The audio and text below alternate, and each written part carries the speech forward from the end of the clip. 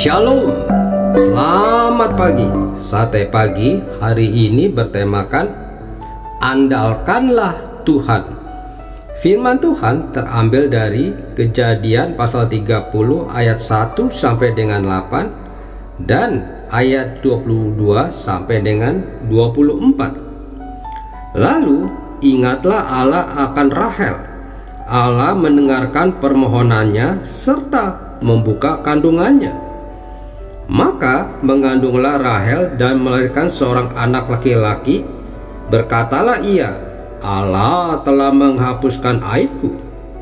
Maka ia menamai anak itu Yusuf, sambil berkata, mudah-mudahan Tuhan menambah seorang anak laki-laki lagi bagiku. Ketika sedang mengalami suatu masalah, seringkali kita mulai mengeluh dan menyalahkan situasi. Kita juga kadang menyalahkan orang lain, seolah-olah masalah yang sedang kita hadapi merupakan kesalahan mereka.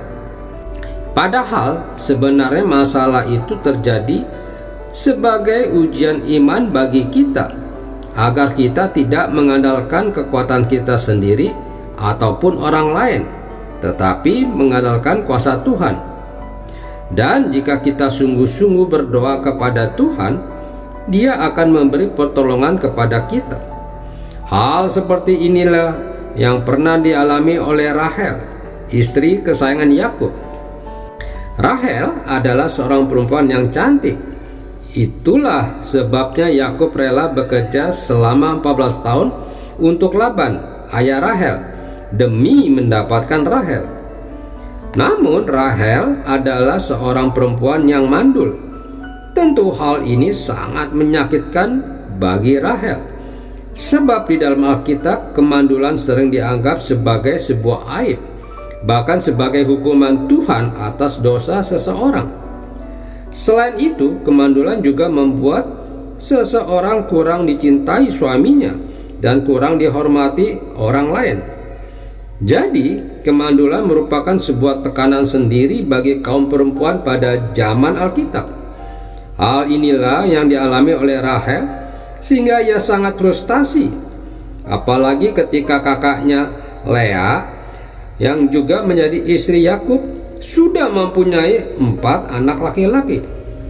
Karena itu, Rahel pun menuntut suaminya Yakub untuk memberinya anak. Bahkan Rahel sampai berkata bahwa jika Yakub tidak memberinya anak, maka ia lebih baik mati saja. Tetapi keluhan dan ancaman Rahel itu justru membuat Yakub marah kepadanya, seraya berkata bahwa ia bukanlah Tuhan yang berkuasa membuat Rahel mempunyai seorang anak. Tetapi reaksi Yakub itu cukup wajar, sebab jika Rahel seorang perempuan mandul, mengapa ia justru menyalahkan suaminya? Rahel jelas sangat berlebihan. Mendengar jawaban Yakub yang tegas itu, Rahel pun menempuh jalan pintas. Ia menawarkan budaknya untuk dinikahi Yakub agar dia melahirkan anak bagi Rahel, seperti yang pernah dibuat Sarah dengan Hagar. Hal ini dituruti oleh Yakub sehingga budak Rahel melahirkan 2 anak laki-laki, yakni Dan serta Naftali. Meski demikian, Rahel masih tetap ingin bisa melahirkan anak kandungnya sendiri. Maka Rahel pun berdoa kepada Tuhan, dan Tuhan mendengar doanya sehingga mengandung dan melahirkan seorang anak laki-laki, Yusuf. Ternyata Rahel berhasil mengatasi masalahnya ketika ia berserah dan berdoa kepada Tuhan, bukan ketika ia mengeluh dan menyalahkan orang lain. Mungkin saja sebelumnya Rahel juga sudah berdoa, namun doanya baru Tuhan kabulkan saat ia mulai berhenti mengeluh dan menyalahkan orang lain. Ketika kita diperhadapkan pada sebuah situasi yang sulit, janganlah mencoba menyalahkan keadaan ataupun menyalahkan orang lain. Sebaliknya, tetaplah bersabar dan mintalah pertolongan Tuhan. Maka Dia akan memberi pertolongan tepat pada waktunya. Amin. Mari kita berdoa.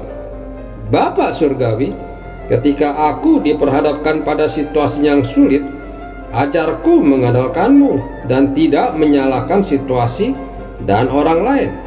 Di dalam nama Tuhan Yesus aku berdoa. Amin.